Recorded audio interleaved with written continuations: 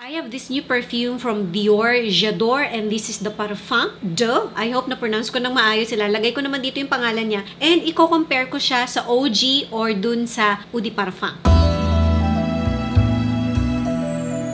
Ang ginawa kong lipstick is itong Lisa Eldridge na lip liner, and this is in the shade Petal. So nilagay ko siya all over my lip as lipstick. And then naglagay ako nitong Chanel na Rouge Coco Gloss 808. Yan, as gloss on my lip. Pakita ko lang sa inyo yung box niya. Bihira ako magpakita ng box, guys, kasi wala lang, parang sayang yung time. But yung box, ang ganda, guys. Hindi ko alam kung nakikita ninyo eh. May naka-emboss na mga flowers dun sa gilid. Halos parehas lang naman siya ng box dun sa OG. Pero yun, parang simple lang yung box niya. Ito, ang ganda. And I will be reading my notes. Pero ito yung OG, yung original na Eau de Parfum. And this is the Doux. I hope na napapronounce ko siya ng maayos, no? So, dito muna tayo sa Eau de Parfum. So, itong OG, this is an elegant, easy to wear na floral na perfume. May pagka-powdery siya, okay?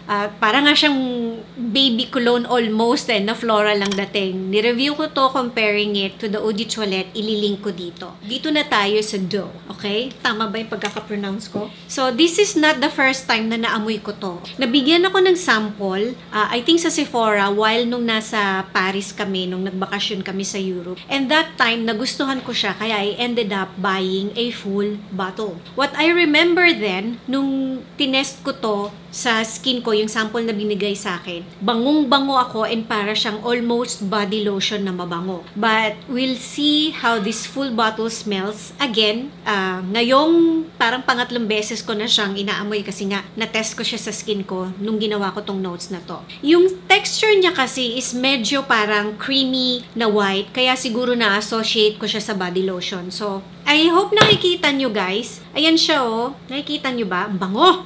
It's very green and it's really nice. Para talaga siyang lotion ng bango niya. So, Chanel sa body mist na parang ganito rin yung texture niya. Na medyo creamy white din yung pagka nag-spray ka. Sa unang spray, mas mahina siya sa EDP. Dun sa OG. May pagka-green na note akong naamoy sa kanya, and actually pag-check ko, meron nga siyang green note. Nakalagay green notes dun sa top na note niya. Ang peg kasi nitong pabango na to, and parang many brands na ang naglalabas ng ganitong style, alcohol-free to, wala siyang alcohol. The EDP has a fresh powdery na dating, while this one is parang freshly cut na flowers na may halong grass na nilagay sa vase. Amoy na amoy mo sa kanya yung green na note, and yun nga gaya ng sinabi ko, wala kasi siyang alcohol. Yun yung maganda sa kanya actually. Nung tinest ko to sa skin, mahina siya and madali siyang mawala. But today, ang lakas niya. And isang spray lang yun, guys. So I guess depende. Kailangan ko pa siyang paglaruang mabuti, pero it makes sense kasi nahihinaan ako sa kanya nung tinest ko siya sa skin the other night. But pag binabasa ko yung review, iba-iba din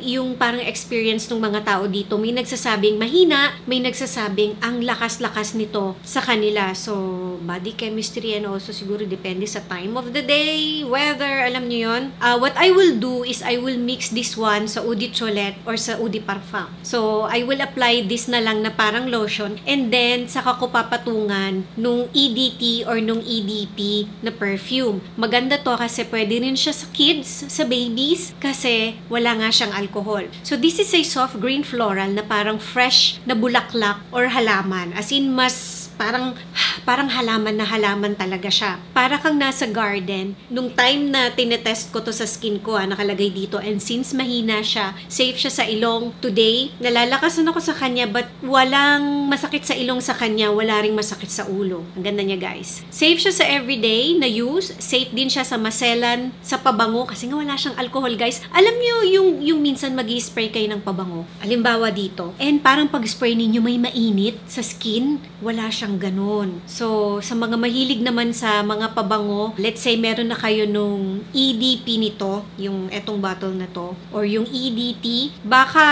eto, disclaimer, depende kasi sa body chemistry, like yung na-experience ko today, no? Baka mahinaan kayo sa kanya, but itry ninyo sa store, guys. Meron naman nito, may Dior tayo sa Greenbelt, meron tayong Dior sa SM Aura, so ispray ninyo sa kamay ninyo, ispray ninyo sa skin ninyo, and then, tsaka kayo mag-decide decide kung mahina siya or malakas siya. But, dun sa madidismaya, kasi mahinaan kayo sa kanya, if you have an extra cash to spend, this is a nice bedtime na scent, or parang sabihin na nating lotion almost, or after shower na scent, or pang base, or pang layer sa ibang J'adore na pabango. Actually, you could even layer it sa ibang pabango din. Pero alone, kagaya nito sa kamay ko, ang bango niya guys, ang bango niya talaga. Dito sa notes ko, nakalagay 1 to 2 hours, need mo nang mag-respray. But ngayon, I don't know, I would probably say 3 to 4 hours, maamoy ko pa to sa kamay ko. So, ulitin ko, i-test ninyo sa store guys. Pwede to sa college pataas, but then because alcohol-free nga siya, pwede siyang gamitin sa bata. Basta wala lang siyang hika or hindi lang siya sensitive. Kasi nga, pabango pa rin siya guys, but I would recommend, spray nyo na lang sa bandang baba ng damit ng bata or likod para kahit tumatakbo siya, babango siya pero hindi niya masyadong naaamoy yung mga tao sa paligid ang nakakaamoy. Feminine siya, but a man can also pull this off.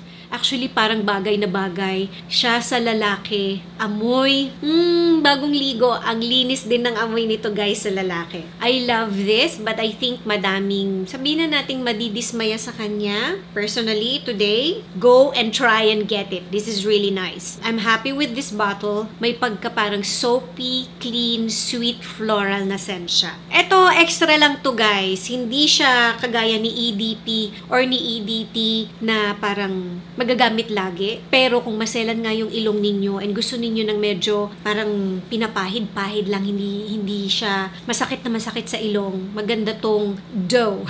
So, ayan na guys, yung review ko. Balik ko lang yung cap para makita ninyo. Ang ganda niya. I'm happy na na-appreciate ko ulit itong J'adore na line kasi sa akin bagay siya sa weather natin dito sa Philippines. Na-try nyo na ba tong variant na to ng J'adore? Mag-comment nga kayo below. Thank you for watching and see you on my next video. Bye!